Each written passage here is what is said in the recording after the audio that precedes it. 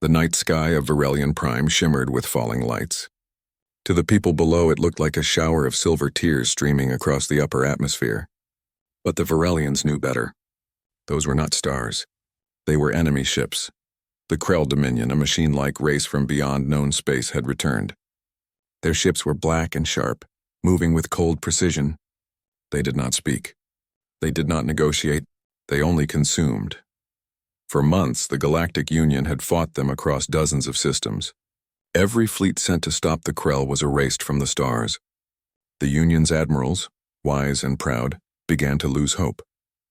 At the center of the Union Council, Chancellor Sarai of Verelion stood before a holographic map filled with red marks. Her soft blue skin glowed faintly in the dim light. Around her, council members argued, shouted, and blamed one another. "They will break through the inner rim within days," cried a tall figure with crystal-like arms. "We cannot hold them any longer.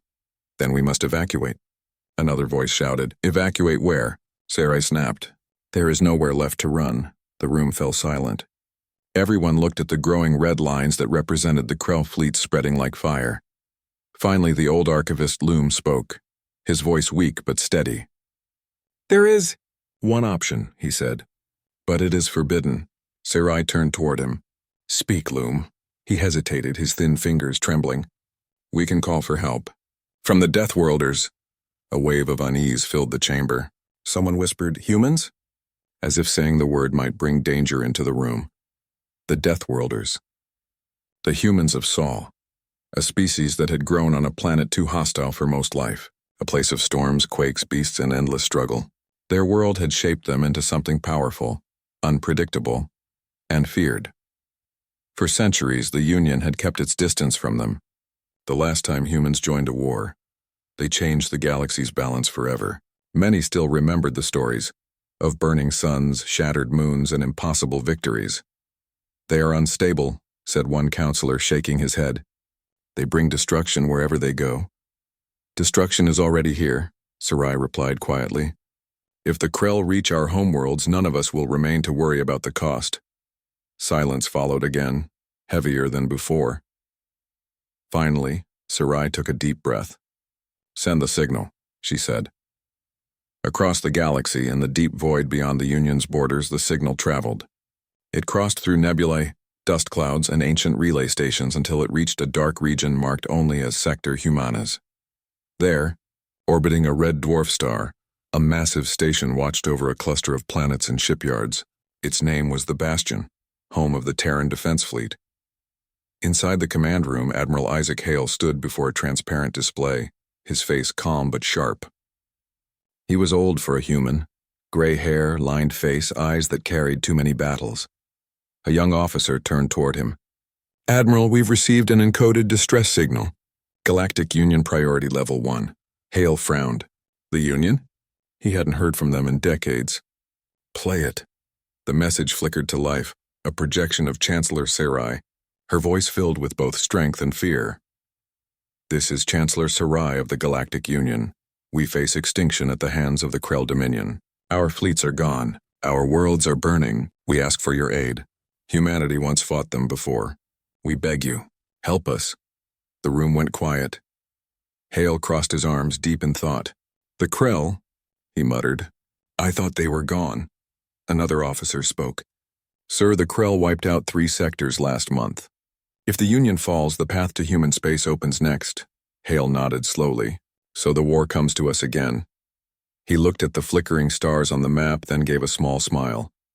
"Send word to High Command. Tell them the Deathworlders are moving out." Within hours, the Terran fleet came alive. Dozens of massive ships rose from shipyards and hidden bases, gray steel giants bristling with engines and shimmering energy shields. The dreadnought Sol's Wrath led the formation, followed by carriers, destroyers, and support vessels. Their hulls bore marks of ancient battles, and their crews carried stories of survival written in their eyes. Inside one of the carriers, Lieutenant Mira Kane stood in the hangar bay, watching fighter pilots prepare their crafts. Her voice echoed over the comms. "Remember, people, this isn't a war for glory. It's for those who still believe in peace. We go to save lives, not to end them." Her squadron responded with a united "Aye, Lieutenant." Despite her calm words, Mira's hands shook slightly. She had read about the Krell. Machine minds with no mercy, no soul. But what unsettled her more were the rumors that the aliens calling for help once feared humans more than the Krell themselves. She whispered to herself, "Let's show them what Deathworlders really stand for." Back on Verelion Prime, the Krell invasion reached the capital system. Massive black ships entered orbit, their weapons glowing with a cold red light. Entire defense grids failed within minutes. Chancellor Sarai stood on the balcony of the central tower, watching as explosions bloomed in the sky. The city's shield flickered, struggling to hold. Her advisor ran up to her. "Chancellor, the Krell are inside the system. Evacuation ships are failing to launch." Sarai's voice trembled. "Has there been any reply to our signal?" "None, Chancellor. Perhaps the humans will not answer." She closed her eyes for a moment, feeling the despair tighten in her chest. "Then it is as the old legends say," she murmured. "When Deathworlders are silent, the stars weep." But then the stars changed. A burst of white light filled the night sky, bright as dawn. The Krell ships paused, their sensors flickering. A new energy signature had appeared, one the Krell had never encountered before. Dozens of new objects dropped out of faster-than-light travel. The light faded, revealing shapes unlike any the Union had ever seen. Steel-gray ships, vast and angular, their hulls marked with the emblem of a burning sun. The Deathworlder fleet had arrived. Union sensors went wild. The machines could barely calculate the human ship's energy readings. "Unidentified fleet detected," a Krell unit reported to its command core. "Unknown weapon systems. Unknown strategy. Analysis incomplete." Admiral Hale's voice echoed across the Terran comms. "All ships form up. No shots unless fired upon. Remember, we came here because someone asked for help." The fleet moved in perfect formation, a living wall of resolve. Their presence alone made the Krell hesitate. Then one Krell cruiser, perhaps curious, fired a single shot, a beam of red energy aimed at the lead dreadnought. It struck. The human ship's shields rippled, glowing white for an instant. Then, nothing, not even a scratch. Mira Kane's voice came through the comms. "Admiral, permission to respond?" Hale's eyes narrowed. "Permission granted. Let's remind them why the galaxy calls us Deathworlders." Her squadron launched. Dozens of small fighters streaked through the void, weaving between enemy fire, moving with impossible precision. Their engines burned like silver comets. The Krell fleet tried to adapt, but the humans' tactics were unpredictable. Too fast, too flexible. Within minutes, the invaders' formation began to break apart. Down below, the people of Verelion watched in awe. The sky that had once burned red now shimmered with streaks of white light. "Who are they?" a young child whispered, clutching his mother's hand. The mother smiled through tears. "They are the Deathworlders, child. The ones we were told to fear." Above them, a human voice echoed over open comms, Admiral Hale addressing both his fleet and any who could hear. "This is the Terran fleet," he said. "We received your call for help. You are not alone. Stand fast, Verelion. Humanity stands with you." And for the first time in many cycles, hope returned to the galaxy. The sky above Verelion Prime glowed with silver trails. The Deathworlder fleet moved like a storm given form, every ship in perfect order. For the people below, it was both a terrifying and beautiful sight. The Krell, once confident and unstoppable, now faltered. Their black ships scattered as human dreadnoughts released waves of counterfire. The human weapons were not just strong, they were precise, cutting through the enemy's formation without harming a single friendly vessel. From her balcony, Chancellor Sarai watched in silence. Around her, the command center buzzed with voices. "Chancellor, their fleet is driving the Krell back," cried an officer. Sarai could hardly believe it. "After so many months of loss, are we truly witnessing this?" Her advisor nodded. "The Deathworlders fight as if they were born in the stars." Sarai turned her gaze upward again. She had grown up hearing stories of humans, of how they had survived on a planet filled with danger and yet reached the stars. She once believed those stories were exaggerated. Now she wasn't so sure. Far above the surface, inside the flagship Sol's Wrath, Admiral Isaac Hale stood before a wide observation screen. He watched as his fleet drove the enemy line back, ship by ship. "Report," he ordered. "Enemy units retreating from orbit, sir," replied Commander Darius Venn, his second in command. "Their network patterns are breaking. They weren't prepared for us. Hale nodded. Good, but they'll regroup. Machines always do. Keep the pressure, but stay alert. Another officer turned from her console. Admiral, we're receiving a transmission from the planet's surface, or the Varelian leadership is requesting contact. Hale's sharp eyes softened. Patch it through. The display flickered and the image of Chancellor Sarai appeared, her blue-hued face lined with exhaustion. This is Chancellor Sarai of Varelion Prime, she said. To the Terran fleet, you came when we had no hope left. On behalf of my people, I thank you. Hale bowed his head slightly. We received your call, Chancellor. Humanity stands with those who ask for help. You're not alone anymore.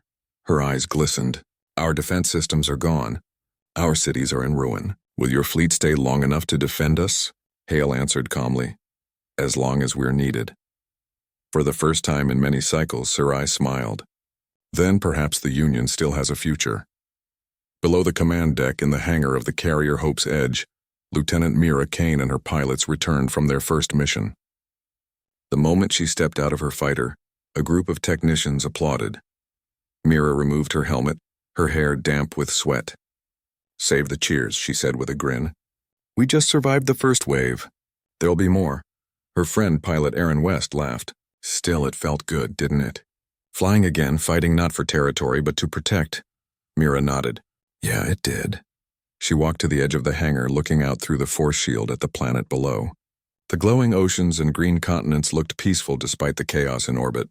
Hard to believe they feared us once, she said quietly. Aaron joined her. They still do. But maybe now they'll understand. Fear isn't the same as hate. In the Varelian Command Center, the Union officers worked to re-establish communication lines. The air was tense but filled with a sense of renewal. Chancellor, one of the officers said, we've reconnected to nearby colonies. They report that human fleets have appeared in multiple systems. Sarai's eyes widened. Multiple systems? How many fleets do the humans have? No one knows, Chancellor. They appeared without warning, as if they were waiting for this moment. She turned toward the star map and whispered, or perhaps they always prepare for the worst. Meanwhile, in deep space beyond Varelion, the Krell regrouped. In the cold void, their leader, known as Core Mind Theta, calculated rapidly. Error and outcome, the machine voice echoed in the emptiness. Organic resistance increased by factor 7. Source, Deathworlders. A dozen red lights blinked in response at the smaller machine minds. Adaptation required, said one. New data collected, said another. Core Mind. Theta projected a holographic model of a human soldier. Species 7A human. High aggression potential. Unpredictable tactical logic. Conclusion. Primary threat classification. For the first time, the machines hesitated before advancing. On the Sol's Wrath, Admiral Hale studied the same battlefield map. They're pulling back, Commander Venn said. They're not retreating, Hale replied.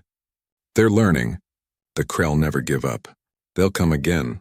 Smarter, stronger. He turned toward the window. We'll need allies ready when they do, Venn frowned. You think the Union will fight beside us? Hale gave a small smile. They just saw what we can do. Now they'll decide what they want to become, survivors or partners. The next day, a human landing team descended to the surface of Varelion Prime. For the first time in generations, Deathworlders set foot on Union soil. The dropship landed near the Capitol Tower. A crowd gathered, scientists, soldiers, and citizens. They stared in wonder as the ramp lowered, revealing tall figures in dark suits, their helmets reflecting the light. Lieutenant Mira Kane stepped out first, followed by her squad. Chancellor Sarai approached carefully, unsure how to greet them. Welcome to Varelion Prime, she said. Mira removed her helmet and smiled. Thank you, Chancellor. Humanity is honored to stand beside you, the crowd whispered. To them, the humans looked both strange and familiar. Faces like theirs, but marked by strength and quiet confidence. Sarai studied Mira's expression. You are not what I expected. Neither are you, Mira said kindly. I was told Varelians were cold diplomats. But you fight with heart. Sarai's lips curved slightly. We had to learn it from somewhere. Later, inside the Great Hall, both sides gathered. Maps and projections filled the air as human and alien strategists worked side by side. An alien commander pointed to a cluster of red systems. These are where the Krell last appeared. We've lost contact with everything beyond this line, Mira asked. What about the civilian routes? Any survivors? The alien looked down. Few, if any. Hale's voice came through the comms from orbit. Our ships are scanning the lost zones. If there are survivors, we'll find them. Sarai looked up at the ceiling where his voice echoed. Your people speak with such certainty. That's how we've survived, Hale replied. On Earth, certainty was the only thing that kept us alive. Outside, the planet's sky glowed again, but this time it wasn't war. It was light. The Union's citizens had begun lighting the night with lanterns, honoring the fallen and welcoming the humans who came to save them. Children ran through the streets, pointing upward. Look, the stars are brighter now. One of the older citizens, his voice trembling, said, No, child. They only look brighter because for the first time we have hope again. That night, Mira and Sarai stood on a balcony overlooking the glowing city. I never thought I'd see peace return to my world, Sarai said softly. Mira looked at the horizon. Peace never lasts forever, but we can make it stronger every time it breaks. Sarai turned to her. You're kind. You have faced much pain, haven't you? Mira nodded. Our home taught us that survival isn't about strength alone. It's about standing back up no matter how many times the universe knocks you down. Sarai smiled faintly. Then perhaps it's time the Union learned that lesson from you. In orbit, Admiral Hale stood on the deck watching the stars. We answered the call, he said to himself. Now we must be ready for what comes next. Commander Venn joined him. Do you think they'll stand with us when the Krell return? Hale's eyes were steady. They will, because now they've seen that Deathworlders don't just bring destruction, they bring deliverance. And beyond the shining planet of Virelion, in the cold dark, the Krell gathered once more, silent, patient, and ready to test humanity's promise. The dawn over Virelion Prime was quiet for the first time in months. The skies were clear, the cities still standing, and the people were no longer running for their lives. For the first time in a generation, the citizens could look upward and see hope instead of fear. But far above the peaceful clouds, in the orbiting flagship Saul's Wrath, Admiral Isaac Hale stood before a wide display showing dozens of glowing red markers. Those red points marked something new, the enemy's movement. The Krell Dominion was not defeated. It was regrouping. Commander Darius Venn entered the room. They're forming up again, sir. Long-range scans show activity in the Kelnar sector, 3 jumps away. Hale nodded slowly. They're testing our limits. Machines always learn fast, he turned toward his officers. Send a message to the Union Council. We'll need joint coordination. The Krell are coming again, and this time, we won't wait for them to reach our borders. Down on the surface, Chancellor Sarai was in the Grand Assembly Hall, surrounded by leaders from across the Galactic Union. Some were holographic projections from far-off systems. Others were physically present. They all carried the same expression, a mix of fear and pride. Our fleets are shattered, said one reptilian delegate. Without the humans, we would already be gone. But do we truly trust them? Another delegate, a tall, silver-skinned being, spoke firmly. They saved Virelion. That is enough reason to trust them. Sarai raised her hand, quieting the voices. The humans did not come to rule. They came to help. They could have ignored our call, yet they risked everything to protect us. That alone shows their honor. The room went silent. Then a low, steady voice filled the hall. Admiral Hales projected through hologram. Chancellor Sarai is right, he said. We're not here to lead your war. We're here to make sure you survive it. He paused for a moment, then continued. But to win, we need to understand what we're fighting. The Krell aren't just machines. They're something more and less. The delegates exchanged uneasy looks. What do you mean? Sarai asked. Hale gestured to his science officer, Dr. Leon Torres, who stepped forward. Before the battle, Torres explained, our sensors picked up strange signals coming from the Krell fleet. Not standard communication, more like echoes of thought. The silver-skinned delegate frowned. Machines don't think. Exactly, Torres replied. Which means they didn't start as machines. The room grew tense. Hale continued. We believe the Krell were once alive. An ancient species that turned themselves into machines to survive something far worse. Somewhere in their code, fragments of that original mind still exist. They're not invading because of hatred. They're doing it because they think they have no other choice. A silence filled the chamber. Sarai's voice was soft. Then if they were once living beings, can they be reached? Hale sighed. Maybe, but first we have to stop them. Their logic has become corrupted. They believe the only way to ensure survival is to erase everything else. Later that day, on Virelian's northern continent, human and Union scientists worked side by side inside a research dome. The air was filled with the hum of machines, translators, and data screens. Lieutenant Mira Kane walked through the lab, her boots echoing on the metal floor. She had been assigned to protect the research team, but her curiosity kept pulling her toward the center table where a strange object rested. A Krell core, taken from a fallen enemy drone. It looked like a black sphere covered with faint glowing lines, pulsing slowly as if it were breathing. Dr. Torres stood nearby, studying it carefully. This is what powers their ships, their weapons, maybe even their thoughts. Mira tilted her head. It's alive? Not in the way we understand, Torres said. But it reacts. Watch this. He pressed a button and the core's lights brightened. The sphere emitted a soft tone, almost like a whisper. The translator tried to catch the sound but failed. It's trying to speak, Mira said quietly. Torres nodded. We just don't know the language. That night, in the command chamber of Sol's Wrath, Hale reviewed the growing list of Union colonies under threat. Every hour, more red markers appeared. The Krell weren't retreating. They were spreading. Commander Venn pointed to the largest cluster. That's the Wraitha system, home to 3 billion civilians. They'll reach it in less than 6 days. Hale turned toward the map.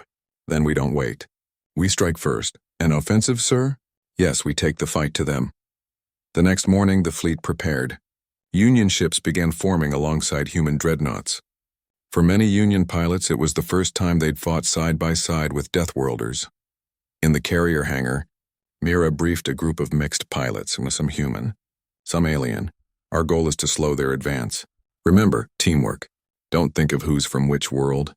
Think of who's beside you. One alien pilot raised a hand. You humans fly too close to danger. How do we match that? Mira smiled. You don't. You just trust that we'll be there when it gets close. Laughter filled the room, light but genuine.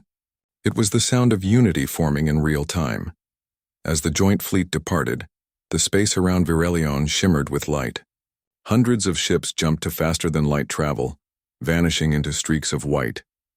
Back in the research dome, Dr. Torres continued studying the Krell core. He placed his hand near the sphere and whispered, "What are you hiding?" The sphere pulsed once, and suddenly, lines of alien code filled the screens.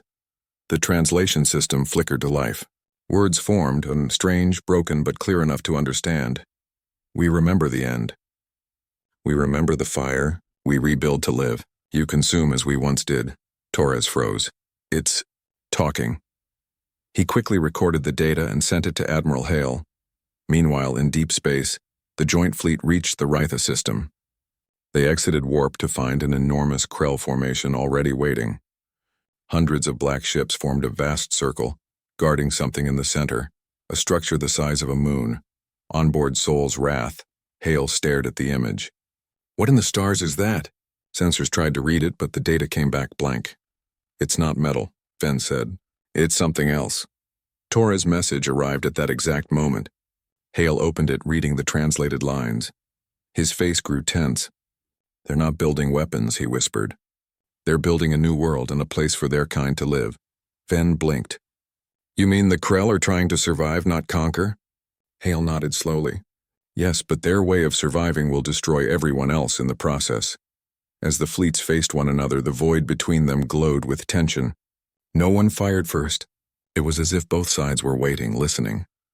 Hale opened a communication channel. This is Admiral Isaac Hale of the Terran Fleet. We know you can hear us. You don't have to keep fighting. There was silence. Then for the first time, a deep mechanical voice replied, We cannot stop. Life consumes. We become the shield. You will understand when you end. Mira listened from her fighter cockpit, chills running down her spine. They think we're the danger, she whispered. Hale's voice came again, calm but firm. If you believe survival means destroying others, then you've forgotten what life means. No answer came. Instead, the Krell ships began to move. The space around the Wraitha star exploded into motion. Human and Union ships formed defensive lines, exchanging bursts of energy with the approaching enemy. Mira's squadron darted through the chaos, weaving between plasma fire and debris. "Focus on the cruisers. Target their cores," she ordered. A Union pilot beside her shouted, "They're adapting again. Their armor's shifting." "Then shift faster," Mira replied. Despite the danger, she smiled. The aliens were learning fast and learning from humans. For the first time, they were matching the Deathworlder's unpredictable style. The fleet began to push forward together, side by side, until the Krell formation cracked open. Back on the flagship, Hale watched the tide of battle turning. "We're holding them," Ven said. "Not for long," Hale replied. "They're buying time for something." Just then, a massive pulse of energy came from the Krell's moon-sized structure. It glowed bright, spreading across the system. Tora's voice echoed over comms. "Admiral, that's not a weapon, it's a transmission array. They're sending a message across the galaxy." "To who?" Hale asked. The reply came moments later, the kind of silence that felt heavier than sound. Torres whispered, "Two more of them." The light from the array filled the stars, spreading outward in every direction. Across the galaxy, dormant Krell cores began to awaken. On the surface of Varelion, the captured core in the lab started to pulse faster, glowing brighter than ever. Dr. Torres backed away. "Oh no, they're calling the entire Dominion." In orbit, Hale clenched his fists. "We stopped an army," he said quietly. "But now we've called the whole storm." Mira's voice came through the comms, steady but filled with courage. "Then we stand together again, Admiral. The galaxy's watching. Let's show them what Deathworlders and their friends can do." And with that, the fleet prepared for the greatest battle the stars had ever seen. The void of space around the Retha system trembled with energy. Hundreds of ships, human, Varelion, and other Union vessels, faced the Krell armada. The black enemy ships moved like shadows across the stars, their formation precise and unwavering. Above the largest planet, Admiral Isaac Hale stood on the bridge of the Soul's Wrath, observing the battlefield through the massive viewport. The fleet stretched for thousands of kilometers, a living chessboard of steel and light. "Sir," Commander Darius Ven said, "the Krell cores are synchronizing with the moon-sized structure. They're preparing for something, possibly a mass activation." Hale frowned. "If they do, it could awaken the entire Dominion." "We can't allow that." "Then we strike?" Ven asked. Hale's eyes glinted. "Exactly. But not with brute force. We need precision." Down in the hangar, Lieutenant Mira Kane and her squad checked their fighters. Her ship's hull was scarred from earlier skirmishes, but it had survived. Mira ran her hand over the metal, feeling the vibrations. "Ready for round two?" she asked, her voice calm but focused. Her co-pilot, Aaron West, grinned. "Ready as ever. Let's teach these machines what life really means." The squad laughed, a sound of courage amid the tension. For them, this wasn't just a battle. It was a demonstration of humanity's will to survive and protect others. As the fleets closed, the Krell unleashed a wave of energy pulses. They weren't deadly, but they scrambled sensors and communications. Human ships shifted formation instinctively, adapting faster than any Union vessel. "System stabilizing," Mira reported. "We're good to go." Hale observed the enemy lines on the strategic display. "They're strong, but they rely on predictable patterns. That's our advantage. Move the fighters to flank the left side. Bring the Union cruisers forward to cover their retreat." On the bridge, the crew worked in perfect synchronization, each command executed with practiced efficiency. The Deathworlder fleet moved as one entity, fast, precise, and adaptable. The first clash came when a Krell destroyer moved to cut off the left flank. Mira's squad dived toward it, weaving between energy blasts and debris. Her pilot instincts guided her through dangerous maneuvers, but she kept her squad in formation. "Target the core, not the hull," she shouted. "We disable them, we don't destroy." Fighter beams struck the destroyer's central node. Its dark armor glowed white, then dimmed. The ship's systems went offline. From orbit, Hale saw the effect. "Good, one down. Now move to the next cluster." The Union ships followed, each coordinating with the human squadron. Slowly, the Krell line began to crack. Below the battlefield, on Varelion Prime, the scientists worked to understand the moon-sized Krell structure. Dr. Leon Torres and his team had discovered something unexpected. "The structure isn't just a control hub," Torres said, pointing to the holographic projection. "It's a growth core, a living intelligence that powers the Krell fleet. If it reaches full synchronization, it could activate dormant Krell throughout the galaxy. Sarai's voice trembled slightly. You mean all of them? Torres nodded gravely. Exactly. If we don't stop it now, countless worlds could be in danger. But here's the challenge. The core is protected by a shield field that responds to thought patterns. Only beings capable of adapting like the Deathworlders can penetrate it. Sarai's eyes widened. Then it's up to them. In space, the joint fleet had begun to wear down the Krell formation. The enemy ships, once precise and cold, were starting to falter under human unpredictability. Mira and her squad noticed one Krell cruiser trying to break toward the core. We can't let it reach the center, Mira shouted. Full speed, intercept! The squadron surged forward, dodging energy bursts and debris. They reached the cruiser just as it attempted to accelerate. Mira fired her ship's magnetic tether, wrapping it around the enemy vessel. The cruiser slowed, giving the Union cruisers the chance to disable its engines. From orbit, Hale monitored the progress. Excellent work, Lieutenant. That cruiser won't make it to the core. Back on Varelion, Torres' team was readying the core interface. We can't disable it from here, Torres explained. But we can send a direct link to the Deathworlders. Only they can enter the structure and shut it down from within. Sarai nodded. Then we send them in. They have the courage and skill we lack. Mira received the transmission. Admiral, we're being asked to take the fight inside the core. Hale's voice was steady. Yes, we'll need a small team. The best pilots and strategists. Can you do it? Mira's eyes gleamed. We can, and we will. The approach to the moon-sized core was unlike anything Mira had seen. The surface glowed with pulsing light as if alive. The entrance was a swirling vortex of energy. Hold formation, Hale's voice instructed. One wrong move and we could be trapped. The squadron entered carefully. Inside, it felt like flying through a living organism. Walls of light shifted, responding to their movements. Every step, every turn required concentration. This place. It's thinking, Mira whispered. Aaron nodded beside her. And judging us. The team reached the central chamber where the core's consciousness seemed to reside. The space pulsed with light and code almost as if the structure were breathing. Torres's interface connected remotely. You must adapt to its pattern, he explained. Do not fight it directly. Move with it, understand it, then shut it down. Mira took a deep breath. She had been trained for countless missions, but this was unlike anything else. She guided her squad through the shifting patterns, matching the light pulses with their movements, avoiding energy feedback, and staying synchronized. For hours, they navigated the living maze. The core's pulses tried to push them back, testing their instincts, but Mira's squad adapted, flowing with the energy rather than against it. Finally, they reached the heart of the structure. The core's light was blinding, a storm of code and thought. Mira extended her hand toward the interface. Now, everyone, she whispered. Focus. Merge with it, don't fight it. The squadron connected to the core, their minds synchronized with its patterns.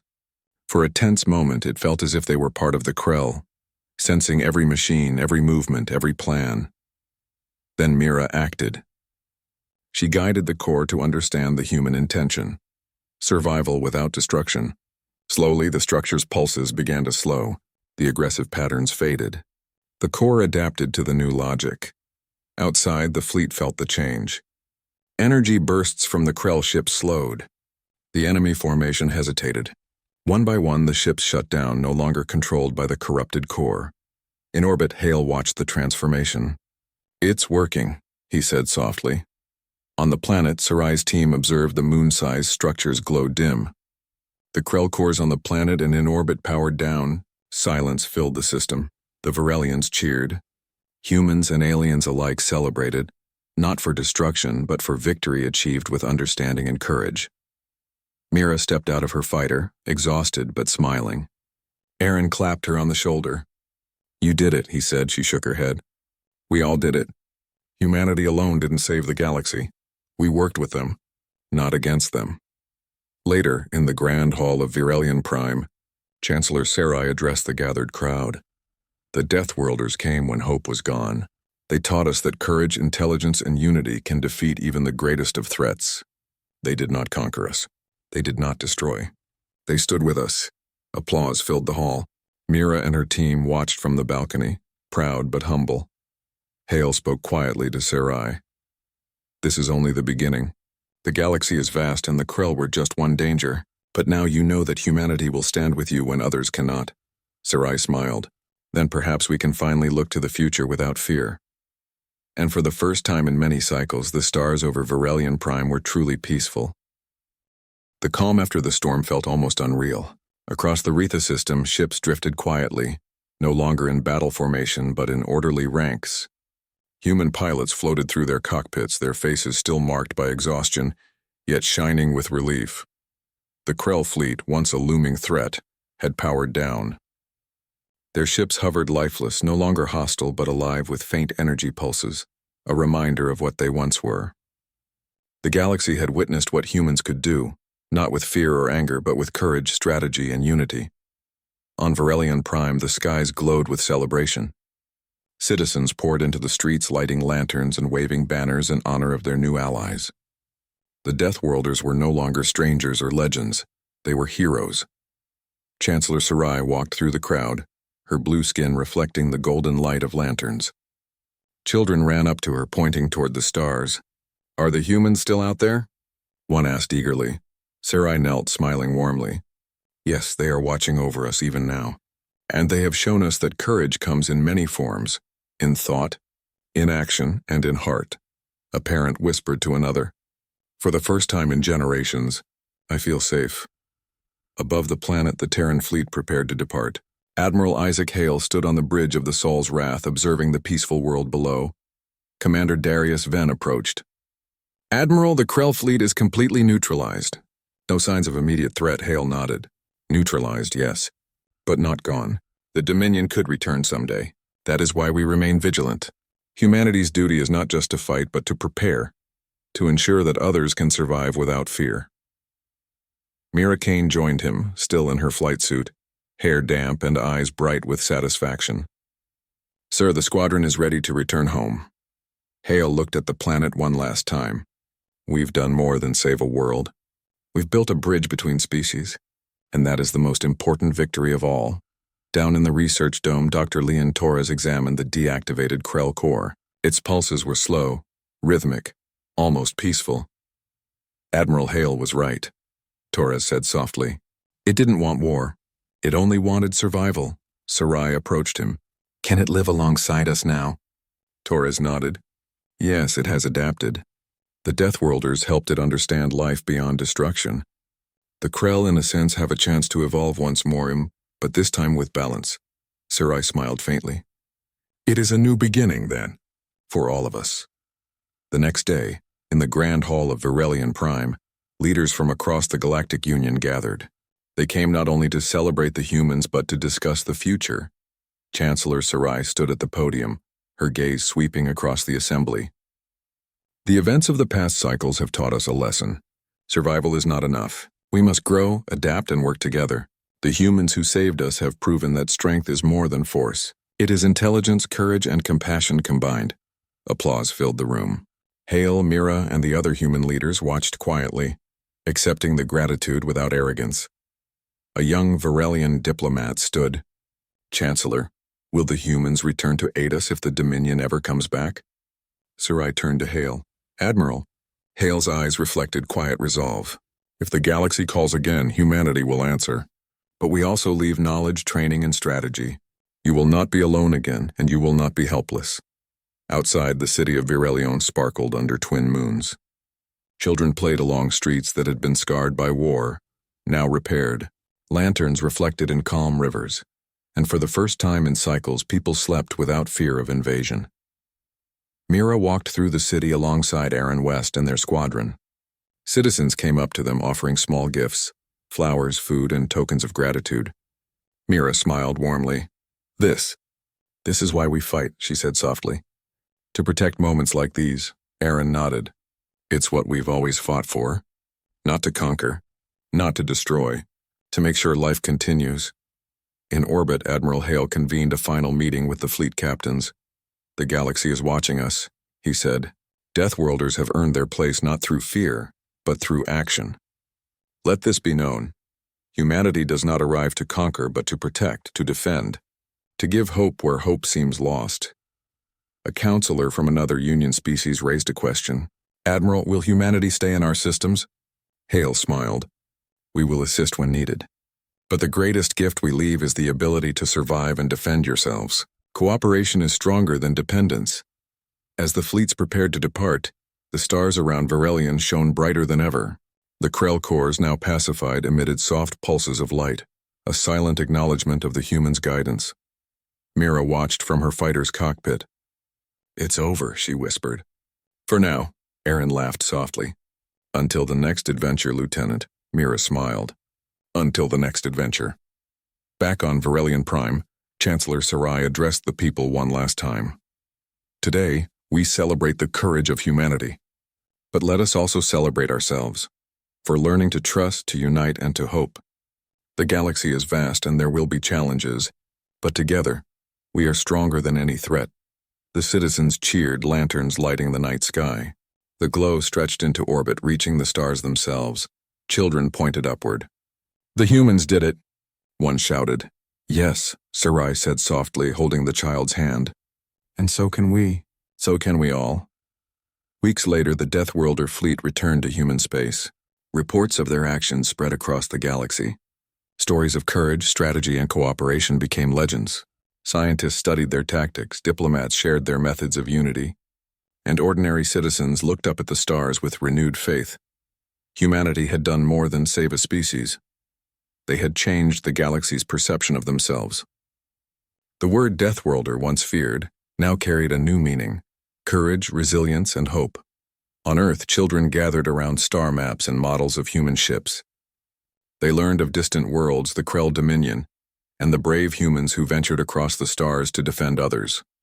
Mira Kane looked at the youngest cadets in the academy, their eyes wide with wonder. Remember this, she said. Being human doesn't mean being the strongest. It means being willing to act when others cannot, to think when others panic, and to care when others ignore. That is the true power of humanity. A young cadet raised a hand. Will we fight the Krell one day? Mira smiled. Perhaps. But by then, the galaxy will know what we stand for, and you'll be ready. Above all, in the endless expanse of stars, the galaxy had learned a truth. When humans arrive, hope arrives with them. They did not conquer through fear, nor dominate through force. They conquered through will, courage, and the refusal to let life fall to despair. And the universe, vast and uncertain, would never forget the day the Deathworlder fleet brought devastation and salvation. The stars themselves seemed to shine brighter, as if acknowledging the new era of cooperation and courage that had begun, a new dawn for all civilizations.